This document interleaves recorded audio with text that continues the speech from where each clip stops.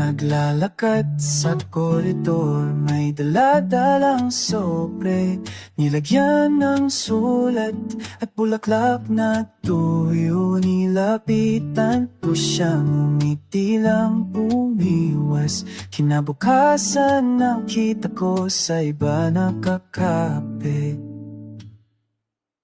Gumawa ako ng keychain sa kulay ng kanyang mata.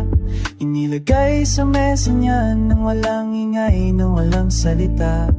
Pagdating ng hapon sa kanya nakasabit. Lahat ng aking ginawa parang hangin lang naglaho. Ilang beses ko bang ibibigay ang sarili kong kamay? Ilang ulit pang tatanggapin ang taong di makakita. Mga regalo'y naglalakbay sa taong di para sa'kin, habang ako'y nakatayo sa gilid, nag-iisa. Bago mag-umaga na ng pasukan, may nakita akong mukha. Hindi pamilya, tahimik, parang aking di mundo.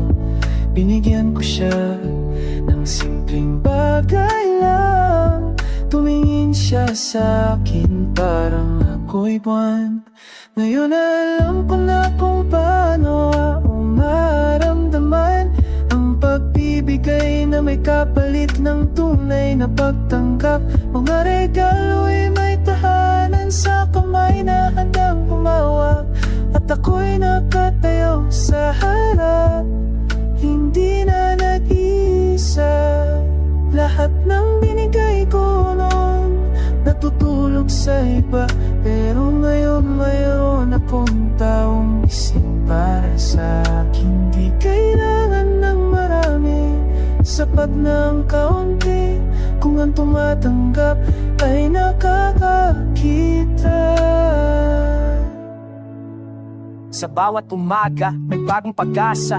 Mga alaala ng kahapon, munting kumukupas. Mga papel at ribbon, mga bluglak na pinatuyo. Lahat ng mga bigay na napahalagahan. Pero ngayon iba na ang ihip ng hangin. May bagong musika sa bawat hakbang. Mga ngiti at tingin, walang halong pagkukunwari. Tangis ang awit na tangis sa amin lamang. Mga sulat na pinungit, mga regalo'y natapon sa koridor ng paaralan. Puso ko'y nagtatanong, bakit ba ako'y paulit-ulit na nagbibigay sa mga taong lang pakialam? Feelings ko'y pinabaliwala, pertara changes, umiikot ang mundo. Hindi na ako yung dating tanga, learning from mistakes ko. May dumating na special, tanggap ako completely. Walang drama, walang arte, pre-connection, naturally.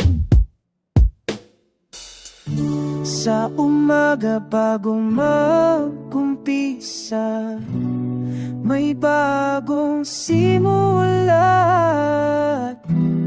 Hindi na ako naglalakad sa koridor na mag-isa.